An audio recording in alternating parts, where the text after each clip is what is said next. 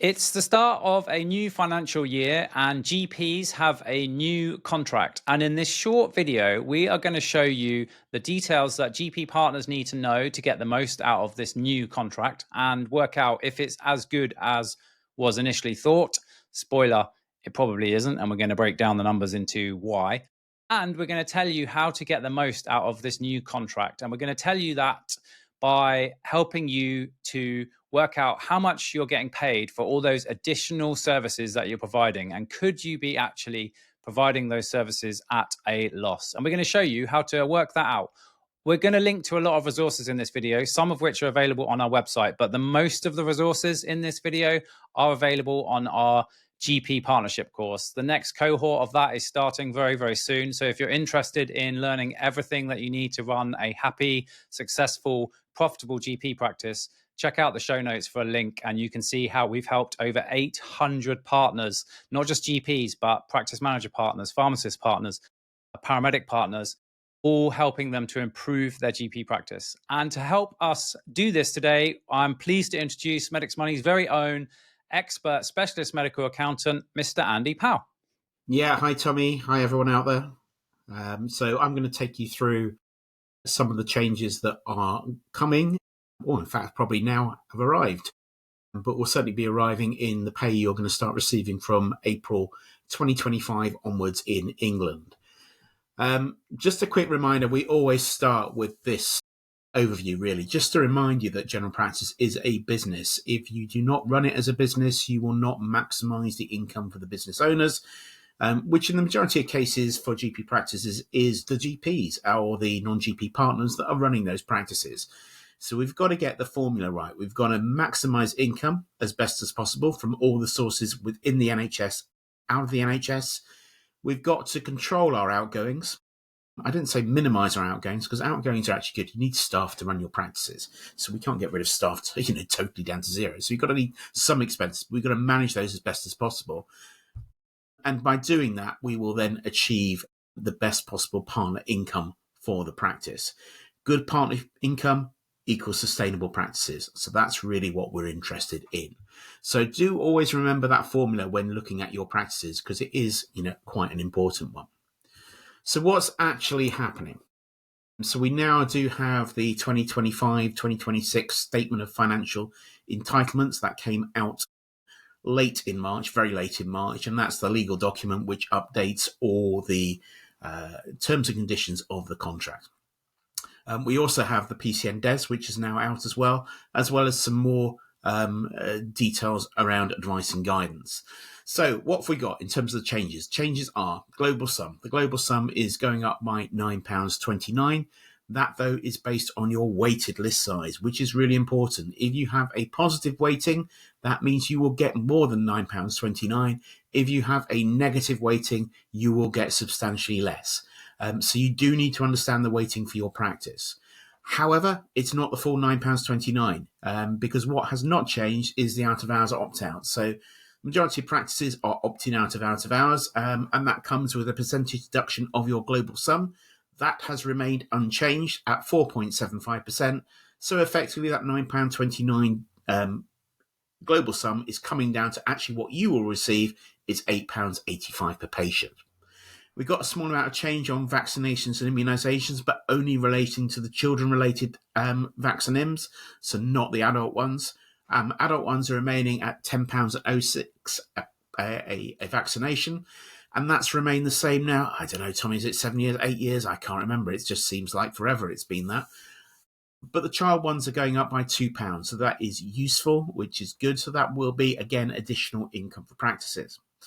We've got the new advice and guidance enhanced service, which is now out. The details are out. So there's a whole specification out there.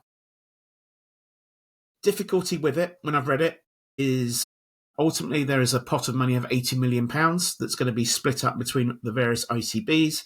And the ICBs are then going to need to carve that budget up amongst their practices. So each ICB will probably then have to set a capping level, either at practice level or maybe at PCN level, of the maximum that can be claimed. So the reality is it's going to still be very much linked to your list size. So we factor that into our calculation. We've got some changes coming in sickness and maternity leave locum reimbursements. So remember, if your partner GPs or salary GPs go off sick, a reimbursement can be claimed, same with maternity, paternity leave as well. That's going up by 16%, really to match the fact that pay lifts haven't been reflected through that reimbursement for a number of years. QOF is changing. So we've at the moment got £212, which have been sort of semi-frozen within QOF up to the 2024-25 year. 71 points of these will cease altogether, so income will drop. And 141 points are going to get repurposed. So the 71 points that cease will be a loss of income. So we do need to factor that into your overall practice budgets. How you then perform against the 141 will very much depend on looking through the new QOF details and seeing how that impacts your practice. Underlining all of this is an assumption that you're going to pay your staff 2.8% uplift. There could be more than that when the DDRB respond with their report later in the year, but we will have to see. But practices are also going to have to face the national insurance and national minimum wage, which is coming in from the 6th of April, the big increases in costs, which we have known about since the budget from October 2024.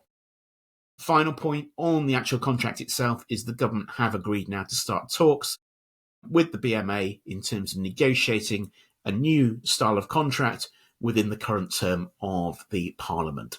So maybe this could be the last few iterations of this very heavily dominated by a weighted list formula, which works for some, but very much does not work for others. So within our Medics Money community, every time we get a change to the global sum and things like that, we do a little modeler, and it just allows us to put some information in. So what we can just do there is we can just enter our weighted list size. Let's say it was £10,000, very much important, it's the weighted list size. And what this will do is it will just quantify the impacts compared with 2024-24. We can add some extra detail in for temporary resident funding and London waiting, but I'm not going to worry too much about that here. But what we can see is the global sum's going to go up, the out-of-hours opt-outs going up. We're going to see a reduction for those lost QOF points. We're going to see an increase in advice and guidance, increase in child IMS and VACs. So an estimate for a 10,000 weighted list size is around about 88,000 worth of additional funding. So some of that's coming through the global sum, some through advice and guidance, some through child IMS, and some through lost QOF. So, it's a very quick, simple, ready reckoner as to how your practice is doing. So, as I said, that's something we work on quite a lot within our community. But it just gives you an idea of the funding that's coming through. So, as I said before, positive weighting list size will give you a higher income, lower will give you lower income, out of which you're going to have to deal with the costs. We'll come on to the costs in a second. So, just back to the slides. The next area we've got is the PCN side of things. So, we've also now had the PCN DES out. Largely unchanged. It goes on for 100 pages, and every year they just change a few things throughout. The key thing, though, is that the two main staffing factors are they have changed the ARS scheme for GPs. So they have increased the funding so it's continuous now, albeit it's still going to be for GPs that have CCT within 2 years of recruitment. So it's not for all GPs. They've also upped the level of maximum reimbursement as well. So potentially that gives a bigger amount you can pay your GPs or get money back via the ARS scheme. The ARS scheme also now includes some nursing posts as well. So again, have a check of the DES for that. Now, the problem is it's whether you can afford it or not, and we'll come on to the numbers in a second. But also, just one point is previously in the when they brought the GP funding in, they kept that pot of money completely separate from the rest of the ARS staff. From the 1st of April, that is just now merged. We now have one ARS budget, which is given to PCN. So the budget is based linked to the list sizes of the PCN times the amount that's going to be reimbursed. That's the budget. How you utilise that budget between GPs, paramedics, pharmacists, whatever, one of those ARS staff is up to you to manage as a PCN. So it's going to be interesting because when we have a look at the numbers, I think there might be a slight problem coming there and some difficult discussions to be had at PCN level. We've also got the capacity and access scheme. The support payment is largely unchanged, and the access improvement scheme has been slightly modified into supporting modern general practice and identifying those most in need of continuity of care. And that's the rough split in terms of the funding. Things like the IIF have continued. That's remained unchanged. And things like the ARS reimbursement levels, they've just been uplifted to take account of additional costs and additional national insurance. But the overall budget is the slight problem. So let's just jump and have a look at the actual sort of numbered side of things, because I think to me this is a really interesting story that has come out. So in terms of the numbers, so what we have there is basically I've got a comparison 2024-25 with 25-26 and seeing where the changes are. So in terms of our funding, the core funding, that's the bit that used to cover sort of general management expenses. It used to cover things like the CD roll and other sort of development monies and things like that. That is largely unchanged. It's going up by 1%. So a whole 3 pence a patient change there. So not much change. We've got improvements to the enhanced access. That's the biggest thing that's jumped. That's going up by 45p a patient, 5.67%. And then things like the capacity and access payments. In fact, they've gone down slightly. Reality, what must be happening here is they're linking it to the global population of the country. So they probably kept the overall funding pounds the same, but because we've got a slightly larger population in the country now than we had a year ago, then we are seeing a reduction per head in terms of the payment. So reality is you'll be doing a little bit more for more people, but getting the same funding. And then we have the ARS funding, and that's where it really gets a bit difficult to see what's going on. So what we had previously, we had £22.89 there or thereabouts for the general ARS staff. And then we had the PCN roll, which came in midway through 2024-25. So for 6 months, it was £1.30 a patient. That was the budget given to you.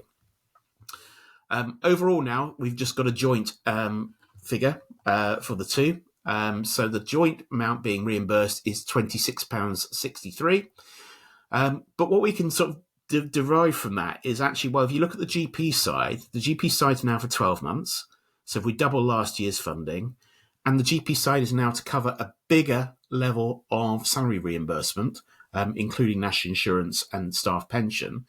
So when you factor that in, actually of the ARS rise, so we got a total rise of £2.43, but £1.68 of it is roughly linked to the GP side, and 75 pence of it must therefore by default be relating to the general ARS staff. And that's going to cause a problem, because the problem is that's not a very large increase. It's the 3.29% increase. Yet we've got staff increases. We've been told staff should have a pay uplift of 2.8%. Plus we've got the national insurance rise on top of that. And when you combine those two factors, actually the overall rise in the IRS pot, if you've maximised using your budget in the past, is not going to cover off your non-GP IRS staff costs for 25-26, and there's going to be a slight substantial deduction overall. So really do have to look at that. It's going to result in PCNs closely having to look at their budgets, closely going to have to decide what pay uplifts they give. Can they match the 2.8%? They're going to have to look at really whether they can afford to actually employ the GPs that are intended to be employed by this, because they might need to use some of that combined budget just simply to pay for the additional cost of the staff, meaning there's less for new GPs. There is certainly no new funding coming through for things like nurses. There is no new uplift for these extra roles. So it is going to be problematic for PCNs.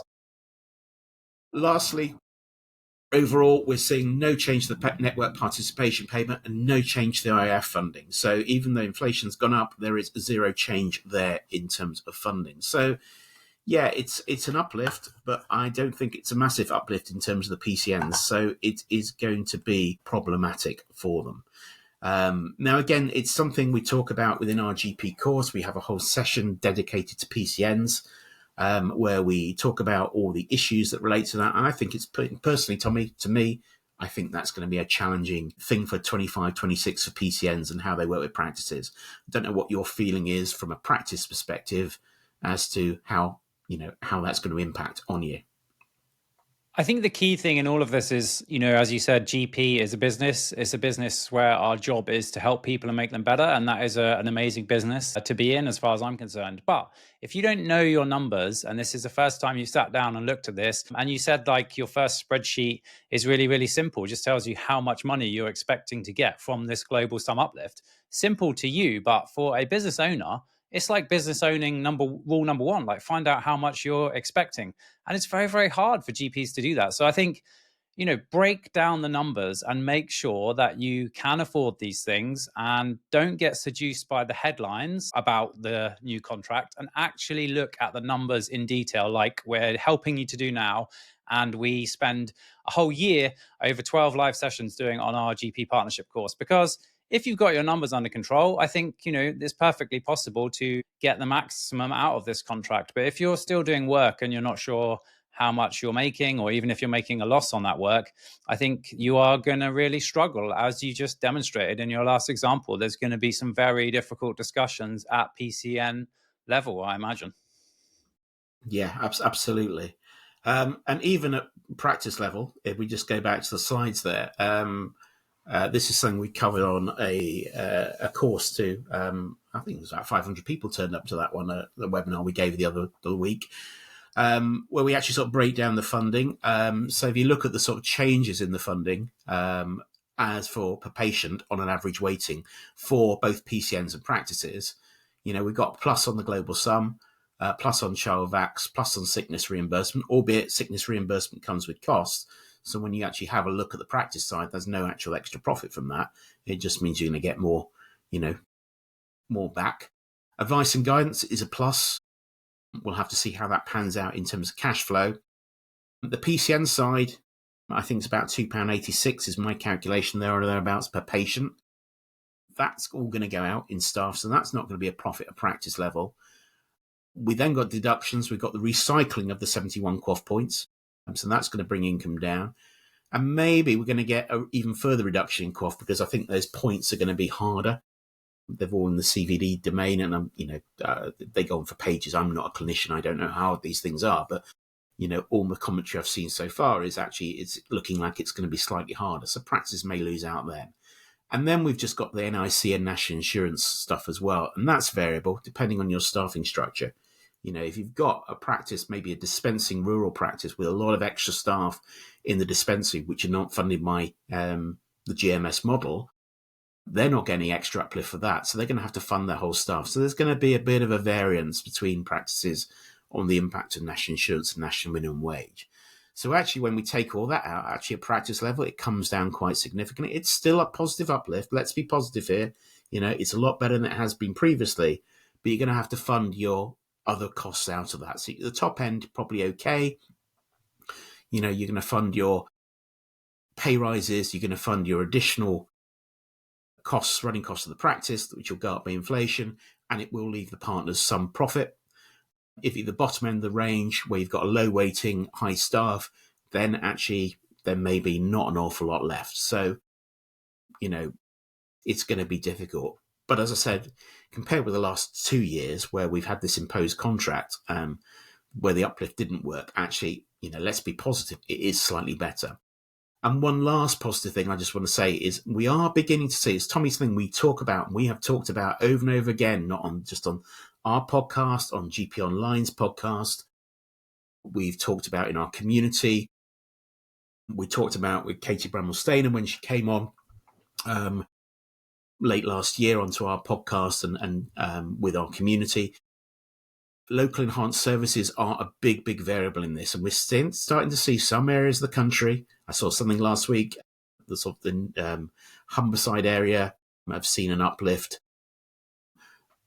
Local areas, I've seen certainly South Cumbria, Lancashire, I've seen changes, Kent, quite a few areas that are now taking on board that collective action issue and actually realising they can't just carry on paying GPs nothing for doing this work or underpaying them. So we're seeing some positive impact there in some areas. So that will help. It will help an awful lot in terms of absorbing these amounts. Okay, just quickly moving on. I do have an issue.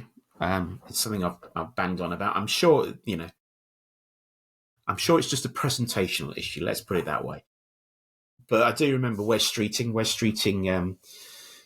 In the run-up to the election, made a statement about GP practices and how they're funded being opaque and not very easy to follow. And this is the first major announcement we've had coming through from the new government, promising £889 million investment plus the 80 million for advice and guidance, 969 million.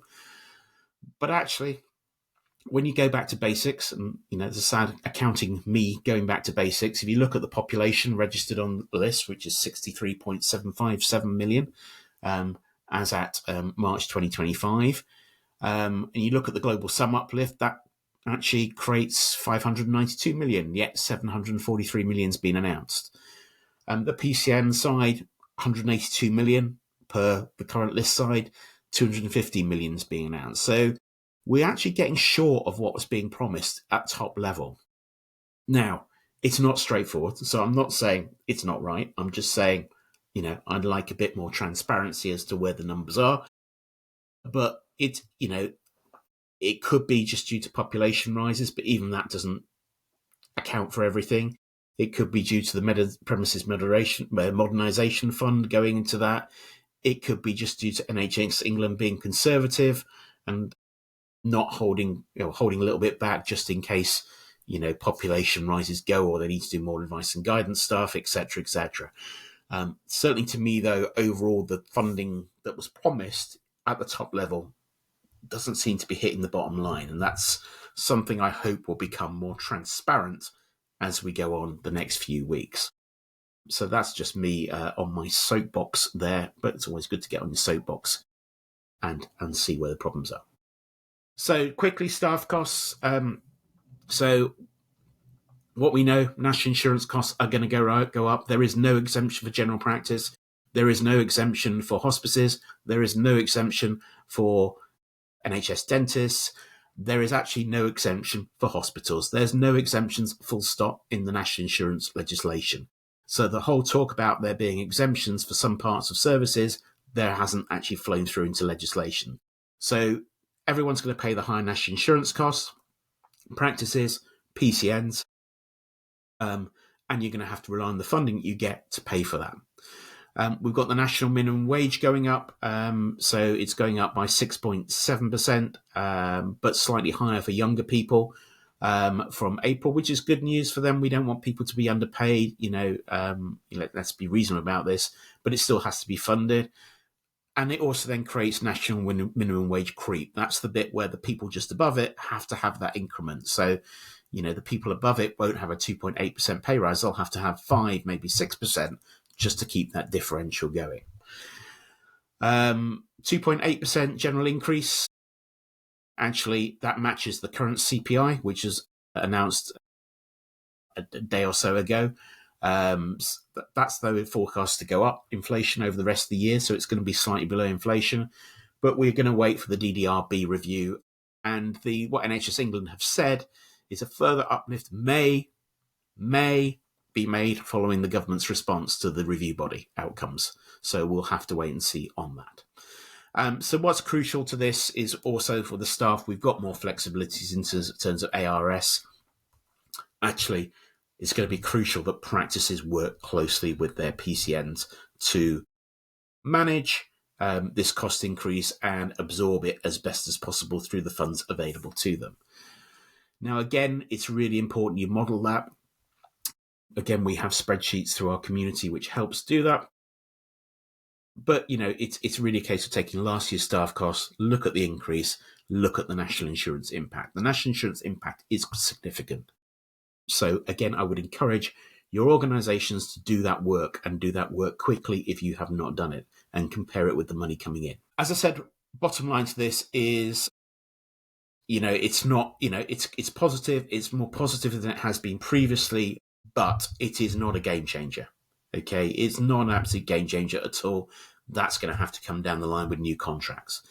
So you're going to have to remain focused. And we talk about this within our course and within our community about actually maximizing profit, not just simply chasing income. Okay, chasing income is for fools. Maximizing profit is what you need to do. Profit is not a bad word. Profit is the surplus you generate, which helps pay for the partners. Okay, it's an unusual business structure in general practice. You need to generate money to pay the partners, but also to invest in the practice. If you don't have profit, you can't do that. You need to make sure what we call in Medics Money have smart income. I'll come on to that in a second. And we encourage our practices and GPs to model every line of income as best as possible to make sure it generates a profit.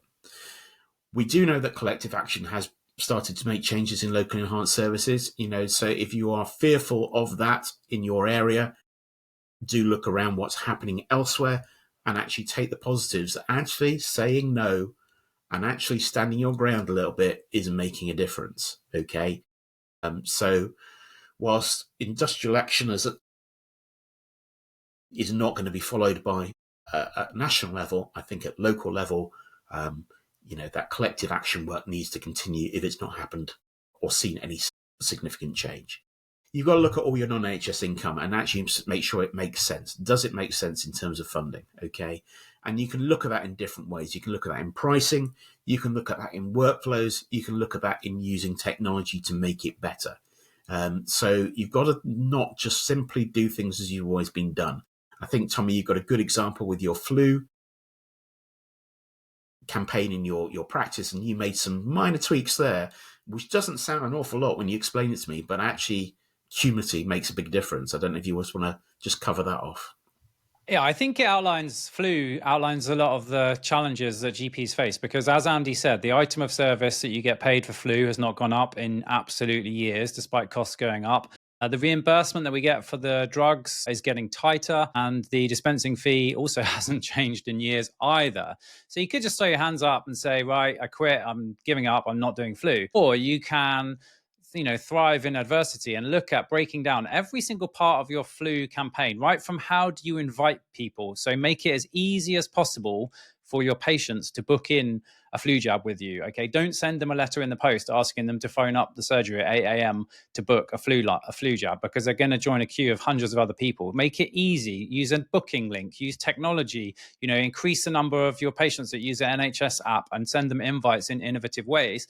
And then know your numbers, which Andy's about to show my favorite spreadsheet in a minute. So I'm excited, if that's okay to be excited about seeing a spreadsheet. But know your numbers and just think, okay, are we giving 12 flu jabs an hour? Could we reduce the time that we take to do a flu jab by 25%? Yes, we could. How would we do that? Well, we could use an admin staff to do a role that a nurse is doing. That frees up the nurse's time. And therefore, you can give 25% more flu jabs in a shorter time frame. That's good for your patients because having a flu jab helps them to stay healthy and avoid the flu. And if you do it right, it can be an extremely valuable source of income. But I think if you've just done nothing and just watched the prices of everything being frozen reimbursement wise, you could really be struggling with your flu campaign. And if you've got no idea whether your current flu campaign is profitable or not, that is a massive red flag to me, because you could be doing work that is not profitable. And that neatly segues into Andy's next spreadsheet, I hope, unless I've jumped ahead out of turn, Andy. Yep, spreadsheet coming in a second, but this is just the overview of the spreadsheet. So when we talk about smarter income, we need to ensure this happens. The item of work price, so what you're getting paid for doing that vaccination, doing that clinic, doing that week's worth of work, doing that piece of training, whatever, has got to cover these 5 things. It's got to cover the direct labor costs, so the cost of the person doing the work, the clinician sat in with the patient. It's got to cover any other direct costs of doing that work. So if you have to buy any equipment or particular software, it needs to cover that and consumables. But then it also needs to cover 3 other factors. The indirect labor cost, that is the staff that you're paying to run your business, be it the reception team to greet the patients and book the patients in and deal with the queries, be it the admin team to do the claims and all the paperwork, be it the management side of things to deal with CQC, running the business, making sure this all works. You've got to factor a little bit of that cost in to every piece of work you do, otherwise you're not going to recover it. You then have to cover in the overheads. The overheads are things that aren't specifically to do the work. So your building, for example, you'll pay the electricity bill. You'll have the repairs of the building. They have to be paid for out of the income you'll get. So you've got to factor in an element for that. And finally, and not least, you've got to factor in profit. Everything has to make a profit. It certainly should not be making a loss, but everything has to make a profit. How much profit you make is down to discretion, discussion, but you need to base it on some actual factual information to work out what you're doing. So that really then comes on to, as you say, your favorite spreadsheet, Tommy, which is something we've designed, and I have now released a new version for 1st of April 2025 within our GP partnership community. And it goes something like this. So essentially what we need to do first and foremost is we need to calculate the overhead and profits that you make as a practice. So we do a whole kind of entry of data from your last set of accounts in terms of the cost base, in terms of the income base, in terms of the sessions worked, in terms of your baseline salary GP that you session you pay out, so what the cost you pay them out, and work out really what both the overhead percentage is and the profit is that you're currently generating across your practice as a whole. Okay, and then what we do is we then switch to the pricing bit of it, where we factor in all the staff costs. So we can actually, look for any clinic. We can have nurse, healthcare assistant. We can put the hours or part hours, the hourly rate. So we can do this by activity, single activity, or by clinic. GPs, partners' time, locum costs, and that will then add in the overheads and the profit, and will give us a price we are looking to make on that. And if we are not getting close to that price, so we're getting less than that income, we are not making as much profit. If we're getting more income than's predicted, then we're making more profit. So it's a great little tool that you can actually use. You have one lot of data entry for the accounts, and then you move on to the pricing model, which you can just play around with all the time that you use on any specific activity and see actually, is it being priced correctly? Are you being offered the correct amount? So you can do that for local enhanced services, you can do that for private fees, you can do it for all kinds of things. And any little tweaks just help the profit. As I said, it's available within our community. So that's one thing that we don't share publicly, unfortunately, because it is quite a useful tool. And, one of the very positive bits about actually being part of the community, and it involves a bit of training as well. So we make sure all our people get trained in how to use it.